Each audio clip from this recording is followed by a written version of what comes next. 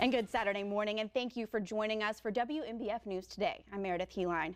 With temperatures taking a major cool down, it's starting to finally feel like fall. You're taking a live look through our sky cam over Myrtle Beach. Beautiful sunrise. Looks like a great weekend, Gannon. And here's some websites practically all of us have been on: Twitter, Netflix, just to name a few. Some of the biggest names on the web were brought to their knees recently, knocked down by a malicious cyber attack.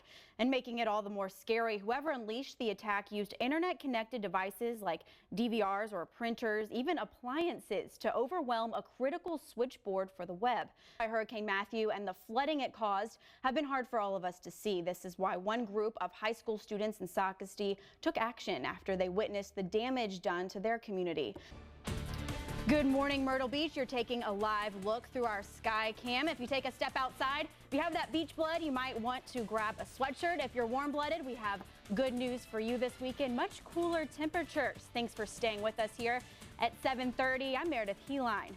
And lots of seasonal events happening today, and we know you're curious how the weather is going to turn out. First Alert meteorologist Gannon Medwick is joining us now with an update on the day ahead. Gannon.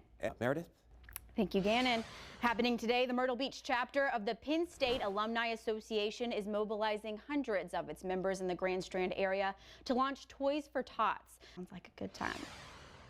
Now moving to other news, the grief-stricken family of Jacob Hall is trying to make something positive come from the tragic elementary school shooting that killed the 6-year-old boy. Sad story there. Well, there is some good news this month in South Carolina in the employment category across the state. Employment is setting a new record high, which means unemployment dropped under 5% for the first time since April 2001, up to $500,000 to veteran causes. It's pledging to grow its commitment to $250 million by 2020. And another good story, we're about to show you a girl whose smile is fit for a queen. Brittany Rapp is a senior at Stuart Cramer High School in Gaston County. The football manager and a friend of Brittany's ran from the sideline and almost tackled her with a hug. Brittany's mom there, Nikki Rapp, said she was reminded of hope in this younger generation and the importance of taking time with others who may seem a little different. Well, coming up, the push for sending in flood relief to victims continues. What the University of South Carolina is doing to help pull in donations. WMBF News Today continues next. Stay right with us. Thanks for joining us. This week, the University of South Carolina has collected items to deliver to Marion County. That county is still recovering from widespread flooding from Hurricane Matthew. Now get this, a Charlotte woman who trusted a pet sitter to take care of her 2 puppies while she was in the hospital came home to a big surprise. She says the pet sitter sold the puppies on Craigslist. Reporter Sarah Blake Morgan from our sister station in Charlotte is investigating on what that woman's doing to get them back. And we're getting back on that dry weather horse and riding it all into next week. Well, dry weather, cooler temperatures, what do you think that means for mosquitoes? Keep them down a little bit.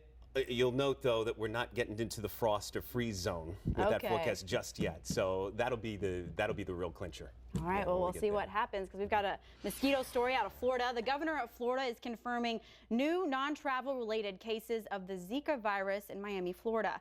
Meanwhile, officials are delivering new insect repellent lamps called Dynatraps.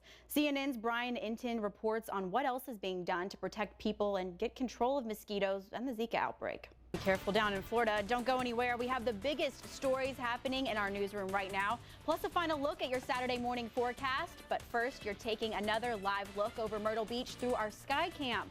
Much cooler day is in store for you. Lots of things going on today to enjoy. WMBF News Today continues next.